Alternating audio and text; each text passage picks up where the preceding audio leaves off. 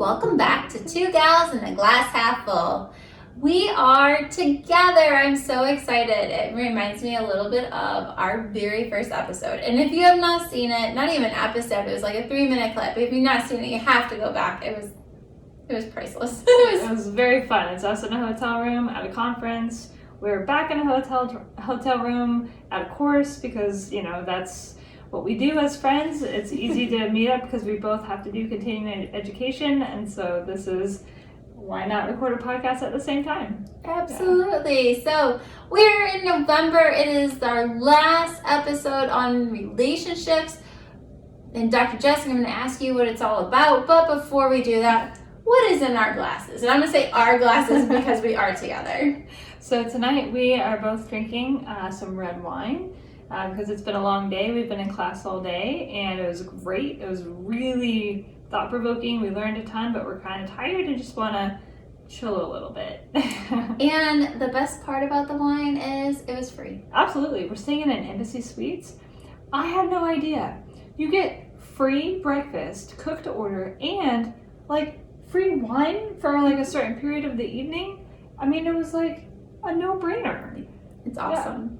And they're nice. So yeah, they're fantastic. Win-win. Yeah.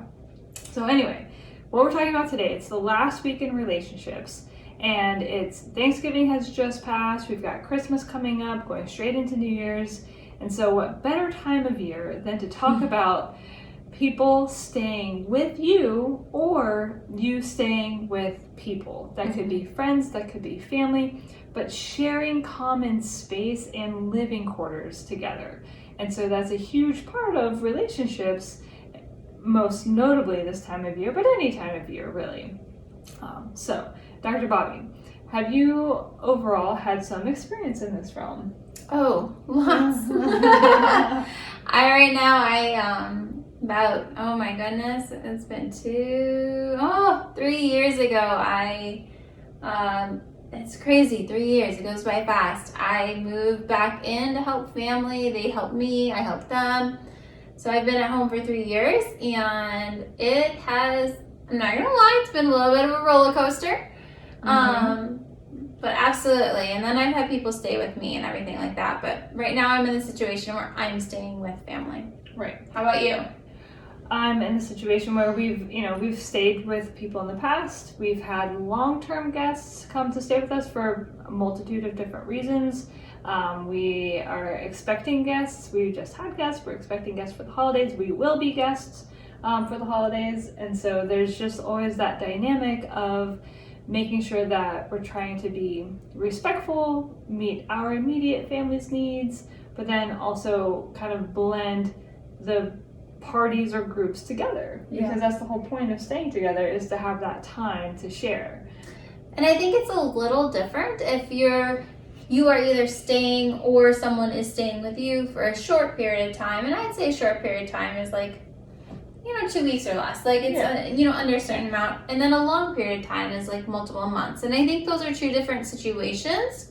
So let's start talking about short period of time. So when you have guests in for a short period of time, let's start with you having guests. How do you prepare your family? What do you guys do as a unit to be ready for the guests? Yeah, I think it's important. I try best to prepare our kids for what's coming up. So no matter if it's just the day, who's going to pick them up from school, but especially if their home environment is going to be different in any way, we talk about that a good bit.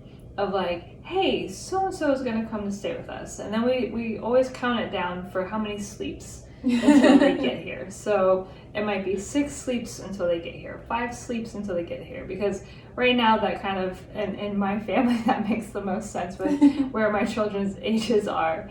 And that way they are ready to receive somebody into their space because they need to learn to share their space with other people.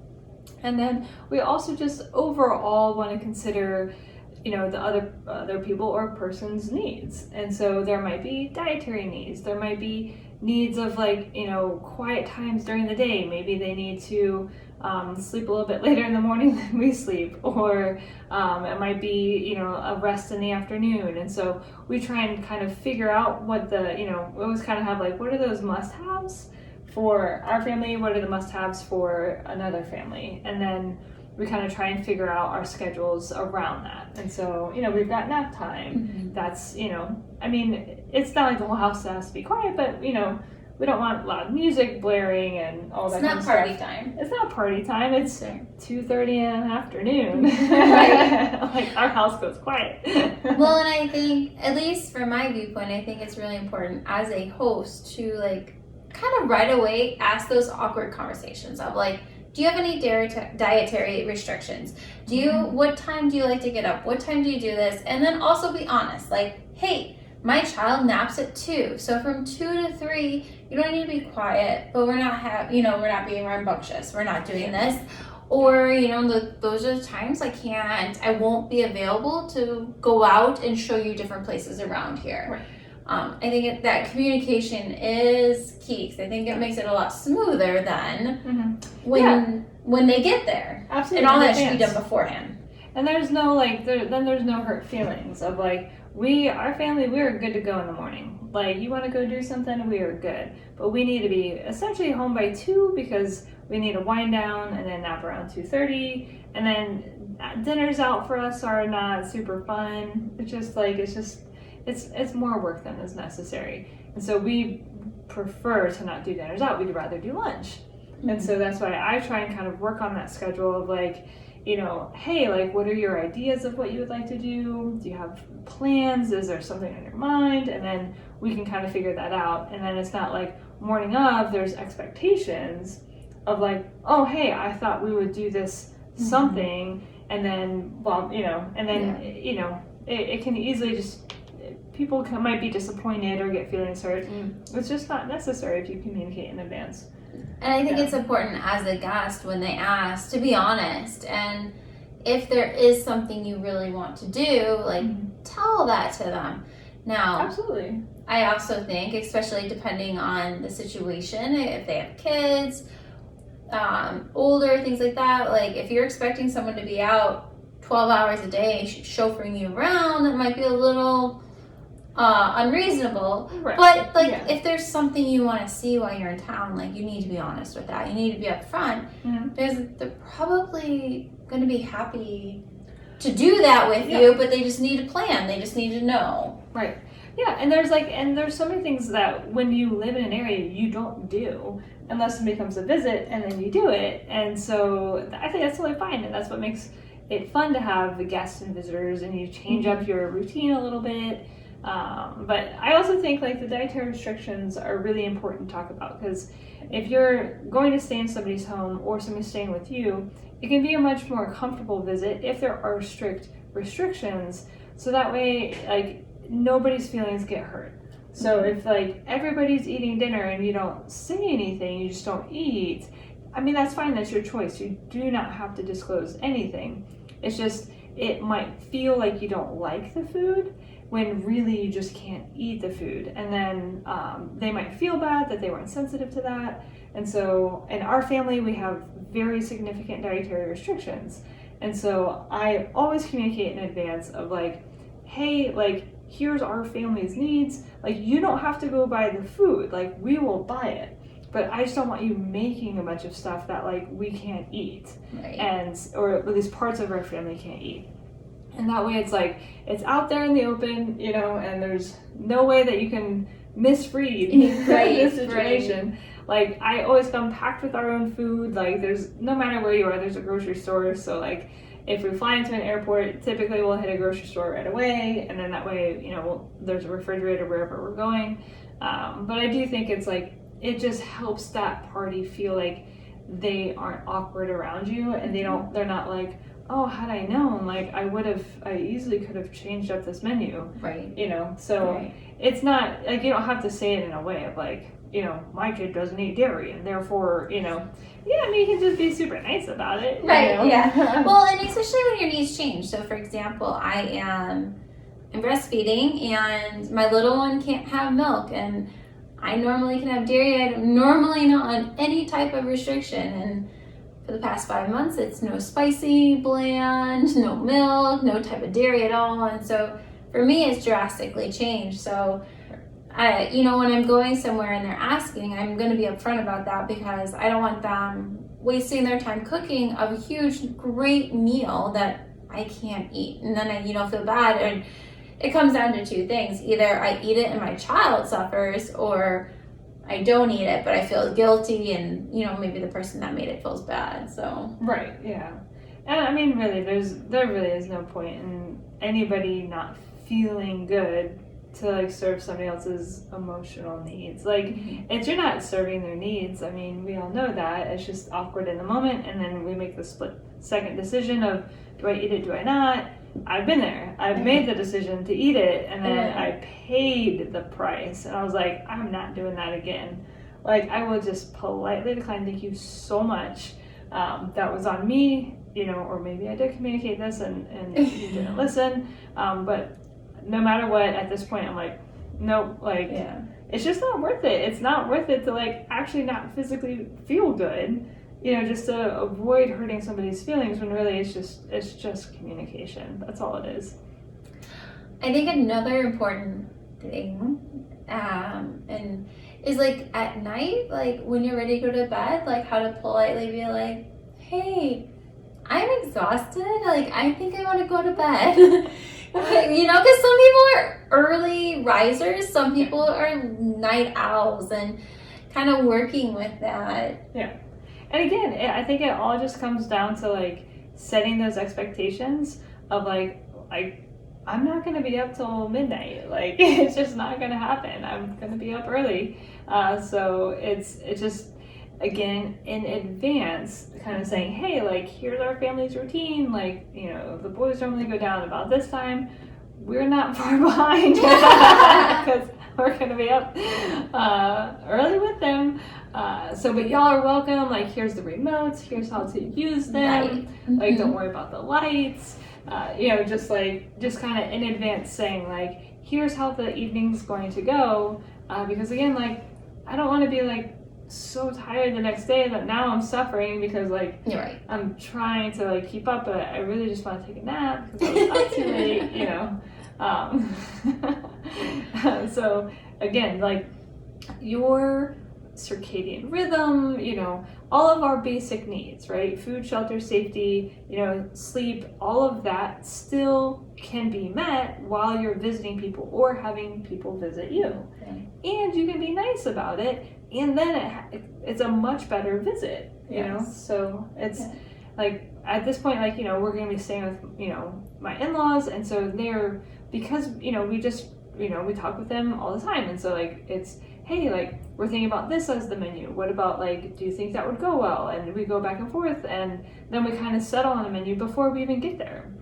And it's, they're like, what, like, we're pretty sure they like this kind of milk, but is this still the one? And that way it's like, we get in town, and it's like, at least, like, the must-haves are there, and it's so much easier. And then, especially with little ones. Yeah, and for us, like, those walls close in. So if we're inside for, like, too long into the morning, like, behavior comes out. From me, too. So, like...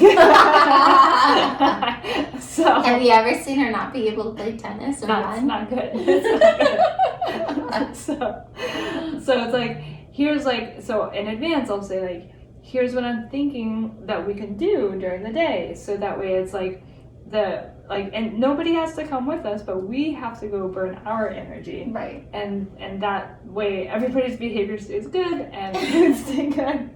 And then it's not morning of, hey, what do you want to do today? Yeah. And which is fine to be impulsive. That's okay too. But then if we're taking too long to make a decision, and then people don't necessarily agree, and then all of a sudden now we've got two kiddos that are like going downhill, then we make decisions that aren't as thoughtful and that aren't going to necessarily meet the needs like they could. Mm-hmm. And so kind of going into it, at least with some sort of a game plan, it can change, right? Right. We might decide to do this, then all of a sudden we find out about something else. Right. But at least we had a plan that we knew was going to meet kind of our energy levels through the day.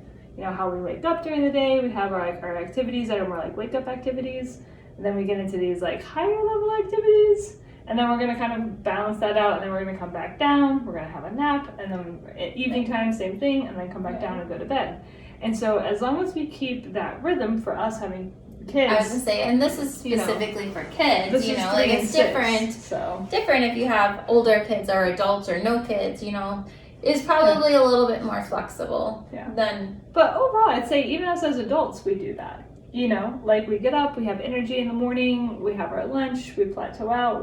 We like to have like a little bit of a rest in the afternoon, not sleep necessarily, but like, something a little bit more passive. And then as the afternoon comes up, we'll do a little bit more, have our dinner, and then we'll wind down. Mm-hmm. And so like our activity level throughout the day really does kind of mimic that same activity that children mimic.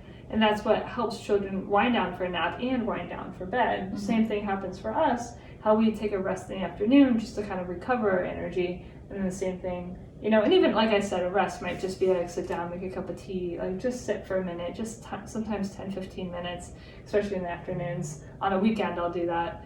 And it really it can help a lot. So when you're traveling or having people come stay with you, maintaining that rhythm, again, that really helps keep moods and behaviors and visits for adults and children. It keeps them, yeah.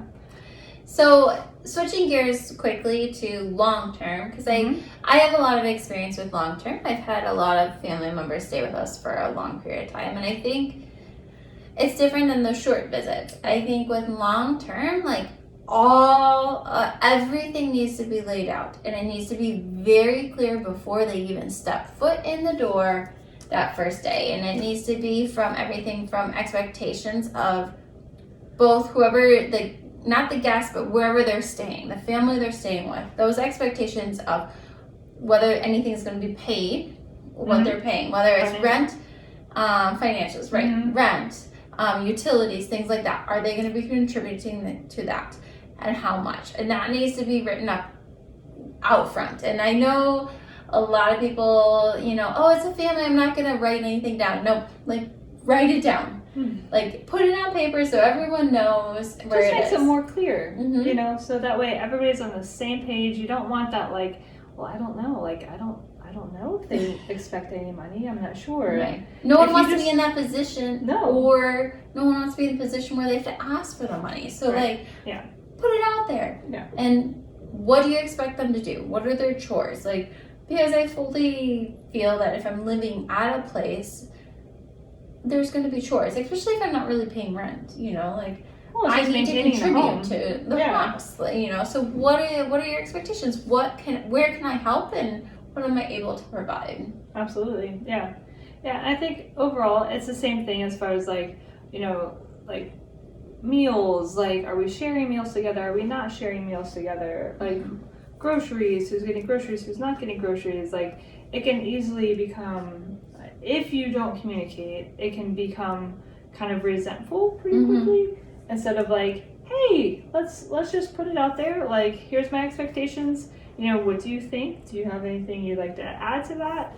And then just kind of having that two-way conversation. And then overall, I think if there's an agreement now, then there's agreement.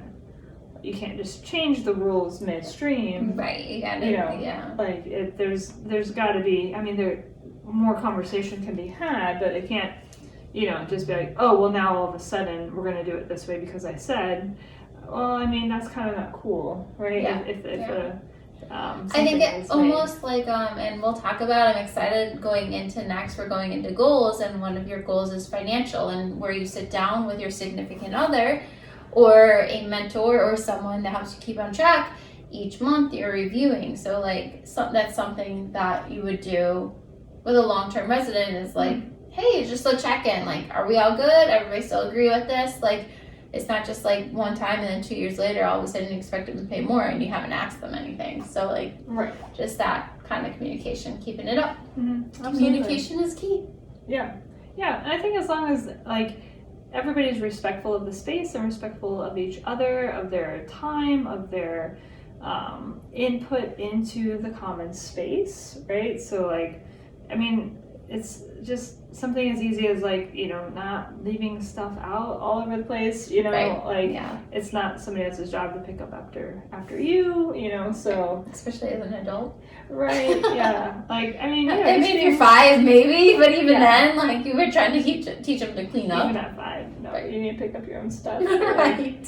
So, and then it really can become a very, like, fun cohabitation. I mean, Mhm. we've had families stay with us, you know, one family member stayed for, like, over a year, and it was fantastic. We loved it. You know, we've had another family member stay for maybe, like, 3 months. And it was fine. It was great, actually. It was wonderful.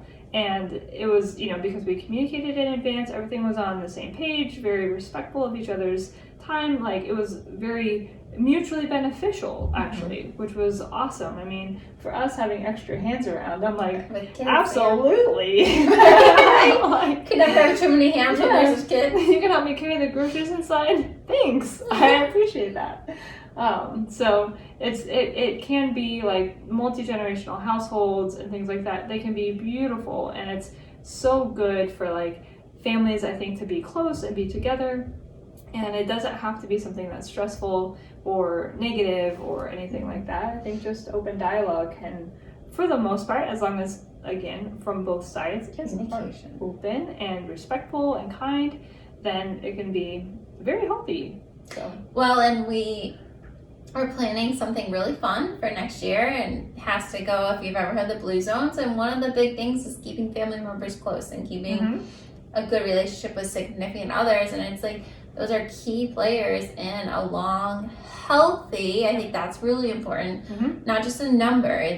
No one wants to be 90 years old sitting in a bed not able to do anything for themselves, living a long, healthy life. And one of the big things is community and family. So I think it's important, you know, multi-generational, as you said. It can be amazing for all generations. Yeah, no, like the older generation typically helps with like the youngest generation, because you know they have so much life wisdom. You know, they've lived so many more years, and so what they can teach the younger kids, I mean the middle generation too, is like so helpful. And then the middle generation is like, you know, out working.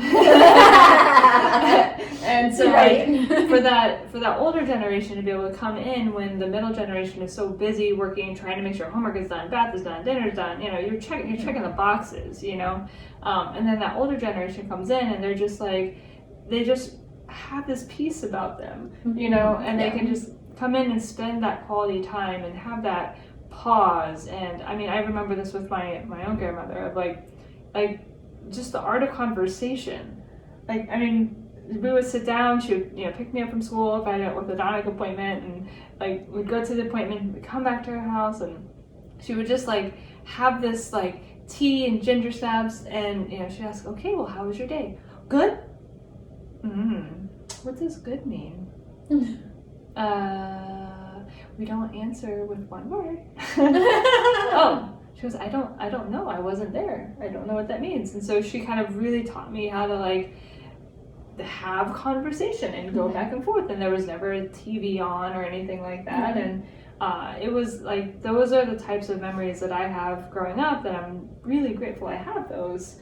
And you know, like obviously my parents loved us tremendously and they taught us so many things, but it was a different type of teaching that my grandparents taught us. Yeah. And so I value that. They're not rushed. They're not the same rush. And you know, we're both in what our parents were growing up, you know, and it's just like survival. It is truly survival. And so it's just nice. Yeah. It's nice to have the different generations. It is. Yeah. So I think it can be a beautiful thing, and you know, we very much value our multiple generations in our family. I mean, I tell, you know, whether it's our family, my husband's family, like, hey, if anybody wants to come stay for a while, like y'all are, you know, retired, come stay. Like we've got a guest room. Like it's, you know, come as long as you want. And so so far it's always been great experiences, and like we love our family having all of that time together, because time is something that is like, it's so precious. So like when it is the holidays and it is traveling and it is so crazy, like just taking that pause and just having that moment of just that quiet time in the morning over a cup of coffee, or, you know, just like the end of the night, the mayhem is down. It's just that little bit of time, maybe share a glass of wine together. But that little bit of quiet that you wouldn't get any other time. The only way you get that is by visiting and staying together. Yeah. You know. Yeah. Otherwise, you know, you're visiting, but you're not really in it for like the whole experience. So I value staying with people. I just stayed with Dr. Bobbie last month, and it was great. Like just having that quiet time in the morning and seeing like quiet time. My little one's not quite that quiet, and she worked all day in my garden to help me. All day. I mean, like morning to night, and then she cooked all day the next day. So we got that. she kind of came and worked, is what she did. Hey, not we have all, but like a lot of us have been there when we've had a 3-month-old. And it's like you have all these goals of what you want to get done, but the baby takes so much effort that you're like, well, like this garden's gonna freeze before I can harvest anything, you know. And I'm like, I have 2 free hands, so I can pick tomatoes. Oh, I was so grateful we got so much done. I would have never gotten it done without her, so thank you. I love it. I love gardening, so it's fantastic. I'll never forget my mom's like, you're making Jess work the whole time she's here. And I was like, huh? She likes gardening. I love gardening, yeah. You know, like, she started making me feel guilty. Oh, it's fine, yeah. And again, I wouldn't have offered if I didn't really want to, you know? So, when I'm going to visit somebody, I'm going to visit them, not... Like if we're going somewhere like a location and there's a reason why we're going to that location, That's things different. to go do, that's different. Right. But like, no, this was just to go visit, hang out. I'd rather hang out in the garden where it's quiet than like some busy place but it's really crowded and, you know, we're worried about, you know, how's the baby doing and this and it's that. overpriced. And overpriced, yeah. Anything around me is overpriced, so yeah. I think that's just our world today. So yeah, so it's fun. Yes. Yeah. So that's our 2 cents on, you know, just preparing for the holidays and having guests and being a guest and, you know, really just bringing in, no matter what, when it comes to relationships, it's really having good direct communication, thinking about prior, you know, what are your must-haves, try and understand what the other party's must-haves are, and really make sure that you come to a consensus with that ahead of time in a nice, respectful manner. And then it can be a really good visit, and you know, then feelings don't need to come into play because it's all been figured out in advance. So follow us on social media. You know, we're on all of them. You know, Instagram, Facebook. We're now on TikTok, YouTube. So we've got, you know, hit subscribe. Absolutely. And we wish you the best of luck with upcoming holiday prep. Hopefully your Thanksgivings were great. And then this next month we are talking about goal setting because we've got New Year's resolutions coming up. So why not get prepared? Thank you for listening to the episode today.